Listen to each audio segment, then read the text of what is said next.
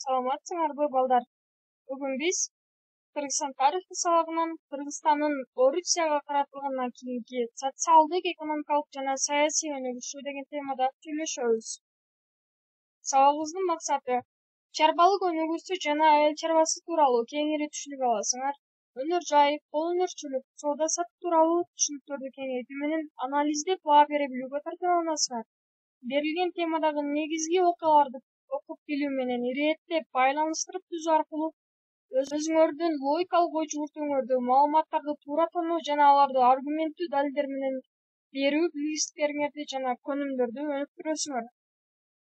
Кыргызстан Орусиянын курамына киргенден кийин деле 4 түлүк мал багуу кыргыздардын чарбасынын негизги тармагы болуп кала берген. Малдын эти менен сүтүнө түркүн азык түлүктөрдү жасаган, териси менен жүнү, кылы, төөнүн чуудасы кийим-кечеге, ооз үй, өргө көтөргөнгө, үй буюмдарын жана башка буюмдарды жасаганга керектелген. Жолко, өгүз, төө, унаа катары пайдаланылган. Калк жазынасы жайлоого, кышынасы кыштоолордо жашаган. Бирок ушул шартка карабастан экстенсивдүү жолдо өнүккөн. Себеби өнүгүүгө анчайын мүмкүнчүлүктөр болгон эмес. Мал чарбачылыгында өндүргүч күчтөр жай-баракат өнүгүп, эмгек куралдары жупуну өтө жөнөкөй болгон. Ошондуктан көчмөн калк кыш оор болгондо малга кереги тийгидей жем-чөп камдап алган. 4 түлүк мал жылы бою жайытта багылып, аткүл кышкысын дагы кар тээп оттой турган. Кар калың түшүп, кыш узакка созулган жылдары жут болуп, малдын көбү кырылып калган. Ошого карабастан калктын көпчүлүк бөлүгү али дыйканчылык кылууга анчейин маани беришкен эмес. Мал чарбачылыгы менен жан багууну уланта беришкен. Алсак Бишкек уездинде түптүк калктын 84,89%, Каракол уездинде 80,7% көчмөн мал чарбачылыгы менен кесиптенишкен. Ал эми Кыргызстандын түштүгүндө мындай көрсөткүч бир аз төмөнүрөөк болгон. Ош жана Кокон уезддеринде кыргыздардын 65%нын негизги кесиби көчмөн жана жарым көчмөн мал чарбачылыгы менен кесиптенишкен. Кыргыздар негизинен кой эчки, жылкы, уй, топоз, төөлөрдү кармашкан, нечен миңдеген 4 түлүк малы бар чоң байлар элдин ичинде 1000 жылкылуу, 1000 койлуу баят алып калышкан. Бирок андай чоң байлар саналуу гана эле. Алар калктын болгону болжол менен 5%дан 10%га чейин бөлүгүн түзгөн. 19-кылымдын экинчи жарымында бул тарапка журт которуп ооп келген орус, украин, уйгур, дунган жана башка элдердин таасири аркасында кыргыздардын чарбалык турмушунда айрым өзгөрүүлөр байкалган. Түркүн тилде сүйлөгөн, ар түркүн динди туткан элдердин жанаша жашоосу алардын өз ара ымаласы үчүн ыңгайлуу шарт түзгөн. Чарбачылыкта, турмуш тиричиликте же маданият жаатында болобу бири-бирине оң таасир эткен. Дыйканы мал баккандын, малчысы дан баккандын сырын үйрөнгөн. Кезинде Чүй-Борунда Жүзүмсартынын кеңейишинде өзбек тунгандардан сырткары молдавандардын да эмгеги зор. Бессарабиядан ооп келген молдавандар Бишкек уездинде 620 теше жерге жүзүм отургузушкан. Отурукташкан калктардын таасири аркасында кыргыздар көбүнесе кедей кембагалдар дыйканчылыкка көбүрөөк тартыла баштаган.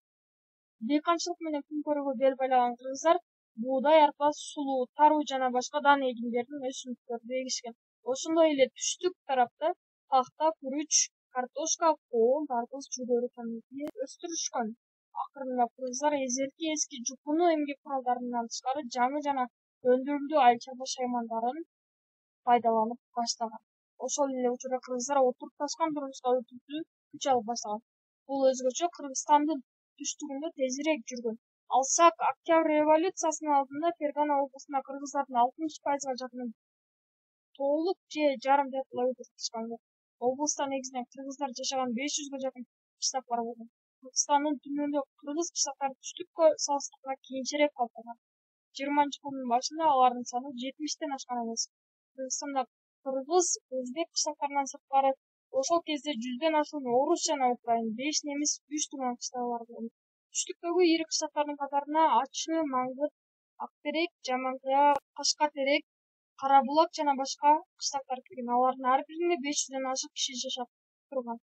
Ал эми Баткен, Бостон, Карабагыш, Төлөйкөн сыяктуу өтө чоң кыштактарда 1000ден 2000ден киши жашаган. Түндүк Кыргызстанда калыптанган кыштактардын эрлери Кара Арча, Жайылган, Үч Коргон, Чала Казак, Таш төбө, Кемир, Чоң Өрүк, Типке, Дархан жана башка кыштактар болгон. Аларда 100-200дөн киши жашаган. Өнөр жай жана кол өнөрчүлүгү 19-кылым аягы 20-кылым башына карата Кыргызстанда өнөр жайынын өнүгүшү боюнча айрым бузулуштар байкалганын атай кетсек, ала тоолуу аймакта тоо кендерин казуу иши тездей баштаган. Айыл чарба чийки заттарын иштетүүчү чакан ишканалар пайда болгон. Бирок кыргыздардын коомдук турмушунда патриархалдык феодалдык мамилелер үстөмдүк кылган. Ошол шарттарда өнөр жай жакшылыктуу өнүгө алган эмес. Өнөр жайдын өнүгүшү өтө жай жүрүп, анын жөнөкөй түрлөрү кеңири таралган. Негизинен кол өнөрчүлүк өндүрүштүн деңгээлинде кала берген. Кыргыздардын кол өнөрчүлүгүн көнүмүш адат боюнча эки түргө бөлөбүз. Аялдардын ооз өнөрчүлүгүн жана эркектердин уста зергерлигин бөлүүгө болот. Колу эптүү иштүү ууз аялдар боз үй ак өркө көтөргөндө анын ички сырткы жасалгаларын толтуруп, ак элечек ууздардын чебер колунан жаралган түркүн түстөгү кол шырдыктар, ала кийиздер, таарлар ажайып ооз оюулар түшүрүлүп, алар көргөндүн көз жуусун алдырган. Түштүктө ууз айымдар кыргыздарга мүнөздүү колдуктары менен айырмаланган килемдерди токуган. Ал эми усталар көбүн эсе күндөлүк турмуш тиричиликте керектүү буюмдарды жасаган. Жыгач усталар кереге, уук, түндүк, босого, каалга, үкөк, алабакан жана башка көптөгөн кооздук буюмдарын жасаган. Темир усталар курал-жарак, көчкөн турмушка керектүү ар кандай жабдыктарды, жөнөкөй айыл чарба шаймандарын жасаган. Кыргыз кол өнөрчүлөрүнүн жасаган буюмдары негизинен чукул айылдардын калкынын талабын канааттандырып, бир аз бөлүгү гана алыска айыл сапарга, базарларга сатууга чыга алып турган. Орус Украин кыштыктарында шаарларда ошол эле кезде чакан ишканалар пайда боло баштаганын алсак, 80-жылдары Бишкекте булгаары жасоочу алгачкы завод курулган. Ал эми Ош шаары кол өнөрчүлүктүн ири борборуна айланган. 20-кылым башына карата калаада 8 миңден ашуун кол өнөрчү иштеген. 1885-жылы Бишкек уездинде 5 дери заводу иштеп турган. Алардын үчөө кыргыз көпөстөрүнө таандык болгон. Кээ бир кыргыз баймановдор өсүмдүк майын согуучу заводдорго да ээлик кылышкан. Ош уездинде мындай ишканалардын саны 19-кылым аягында 200дөн ашкан. 60-90-жылдарда Кыргызстанда тоо-кен өнөр жайы калыптана баштаган. Алардын эң алгачкысы Сүлүккө аймагындагы Көк-Кенесай кенинде 1868-жылы көмүр казыла баштаган. Кыргызстандын тоо кендерин казууну уюштурууну колго алуу Орус буржуазиясы сыяктуу эле чет өлкөлүк ишкерлер дагы умтулган. 80-жылдары орус ишкерлери таш көмүр, майлуу кендеринен көмүр, нефть казууну колго алышкан. 1898-жылдан тартып Кызылкыя көмүр кенинде көмүр казыла баштаган. Көмүр, нефть кендери бөлөк аймактарда да ачылып, аларды иштетүү үчүн чет өлкөлүк ишкерлер ар кандай акционердик коомдорду, шериктештиктерди түзүшкөн. Аталган кендер Кыргызстандын тоо-кен өнөр жайынын башында туруп, кезинде анын өнүгүшүнө кыйла салым кошкон. Ошого караштан өнөр жай өндүрүшү жайбаракат өнүгүп, төмөнкү деңгээлде кала берген. Жаңы шаарлар калкы өңчөй соодагерлик болгон кыштакчалар көбүнчө мурунку кондук чектердин урандыларына жакын жерлерде тиркелген. Токмок, Бишкек, Каракол дал ошондой шаарлар болгон. Адегенде алар аскердик, административдик жана чек аралык буюм катары негизделип, кийинчерээк гана анык шаарларга айланган.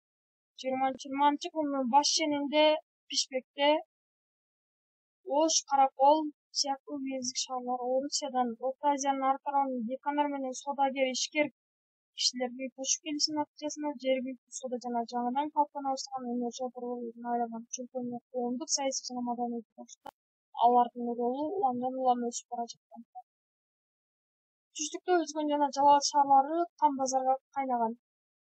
Калкы жыш Оштон кем эмес калалардын катарында турган. Бирок шаар калкы Кыргызстандын жалпы калкынын 7,4% гана түзгөн. Чүй борборунда эң ири шаар Бишкекте 19-кылымдын аягында 6615 киши турган. Калаада көп улуттуу калк — кыргыздар, орустар, украиндер, өзбектер, дуңгандар, татарлар, казактар жанаша жашаган. Дуңгандар шаар калкынын дээрлик жарымын түзүшкөн.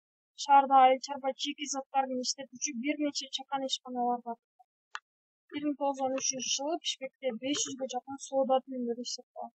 Шаар Жети суу менен батыш, чыгыш Түркстанды байланыштырган соода жолунун боюнда жайгашып, эгин, мал сатууда экономикалык байланыштардын күч алышында маанилүү роль ойногон. Бул аймактагы ири соода чордондорунун бири Токмок кыштагы болот. Ал калк жыш жашаган өрөөндө Верный, Бишкек, Каракол шаарлары жана Фергана, Сырдария доондары менен катташтырган соода жолунун таманында жайгашкан. Мында көбүнчө майда соодагерчилик, кол өнөрчүлүк менен кесиптенген орустар, өзбектер, уйгурлар, дуңгандар, татарлар, кыргыздар болгон. 1905-жылы Токмокто жашаган калктын саны 10 миңден ашкан. 400-500дөй дүкөнчүлөр бар болгон. Базарга күнүгө 5 миңге кадar келип кеткен. Жылына болжол менен 2,5 миллион сомдун берегинде буюм тайым сатылган. Ал эми түштүктөгү ири шаар Ошто 1906-жылы 46 миң киши жашаган. Шаарда 800дөн ашуун дүкөнчүлөр түнүксүз соода жүргүзүп турган. Ош шаары Жети суу Фергана аймагынын Орто Азиянын шаарлары чыгыш өлкөлөрү менен соода байланыш жүргүзүүдө маанилүү роль ойногон. 19-кылымдын экинчи жарымында Кыргызстандын Орусия, Казакстан жана Өзбекстан менен соода байланыштары ого бетер чыңалган. Буга Орто Азиянын Орусия курамына киргизиши түрткі берген. Анткени чөлкөм толугу менен орус өнөр жайы үчүн чийки зат алуучу булакка жана өнөр жай товарларын сатып өткөрүүчү базарга айланган. Социалдык мамилелеринде 19-кылымдын экинчи жарымындагы кыргыз калкынын негизинен эки социалдык топторго бөлгөнү ылайык болот. Алардын бири феодалдар, бай манаттар, экинчиси кара букара, эмгекчилер. Феодалдардын ак сөөктөлдөрү манаттар өздөрүнүн материалдык жана саясий боюнча феодалдык иерархиянын эң жогорку кирпичин турушкан. Кыргызстан Орусиянын курамына киргизилгенге чейин манат наамы бийлик атадан калган мираска калган. Ата бабасынан бери тектелүү манаттар адатта чынжылуу манап аталган. Манаттар өздөрүн ак сөөктүк кумарыбыз эсептеген. Букара калкка тектебер мамиле кылышкан. Кедей кембагалдар, жактуулар, жалчылар, малайлар, жатактар, чайыркелер, мардикелер өңдүү ар кандай катмарларга бөлүнүшкөн. Отурукташкан калк жашаган дыйканчылык өнүккөн аймактарда жер аз же жери унаа малы жок дыйкандар чайыркелик кылышкан. Алар байлардан жер, үрөн, өгүз, ат жана айыл чарба шаймандарын алышып, алардын акысы үчүн күздүнө түшүмдүн көбүрөөк бөлүгүн кожоюнга берүүгө милдеттүү болушкан. Мардикелер айыл чарба жумуштарын кызган малда убактылуу жалдан иштеп, аларга эмгек акысын акчалай төлөп берген. Мардикелердин жаңыдан калыптана баштаган айылдык пролетариаттын түп түрү катары каралды. Өзүнүн жумушчу күчүн сатып күн көргөндөрдүн саны акырындык менен арып бара жаткан. Кедей кембагалдардын кыйла бөлүгү орус калктарына, казак орустарга, өзбек байларына жалдан иштеген. Жарыктаган Маяновичтин кээ бирөөлөрү чакан өнөр жай ишканаларында, көмүр кендеринде эмгектенүүгө аргасыз болгон. Алсак 1970-жылы Кызылтаадагы көмүр кенинде эмгектенген 209 шахтердин 107си кыргыз болгон. Алардын абалы өтө оор абалда болгон. Эмгекчилердин абалын падышачылыктын колониялык саясаты, ар түрдүү алык-салыктар, феодалдык төлдөрдүн элден жыйналчу ыгым-чыгымдары ого бетер начарлаткан. Албетте бул элдин ичинде колониялык бийликке каршы нааразычылык күчөтпөй койгон эмес. Теманы бышыктайбыз. Биринчи тиркеме социалдык катмарлар. Таблицада аталган катмарга кирген калкты жазып чыгасыңар. Бул жерде биз айттык 19-кылымда калкты эки гана социалдык катмарга бөлөбүз деп айттык. Бул жерде феодалдар жана кара букаралар. Феодалдарга кайсы өкүлдөр кирет, кара букарага кайсы өкүлдөр кирет? Экинчи тиркеме окуяларды хронологиялык иретте жазасыңар. Ошто 46 миң киши жашаган. Сүлүктүү аймагындагы Көк Кенесай кенинде көмүр казыла баштаган. Бишкекте 500гө жакын соода тилимдери иштеп турган. Бишкекте булгары жасоочу алгачкы чыккан завод курулган. Хронологиялык тартипте жайгаштырасың. Тапшырма 19-кылымдын аягы 20-кылымдын башында ачылган өнөр жай ишканалары, заводдору, көмүр кендеринин азыркы учурдагы абалын жазасыңар. Сабагыбыз аяктады. Саламатта калгыла.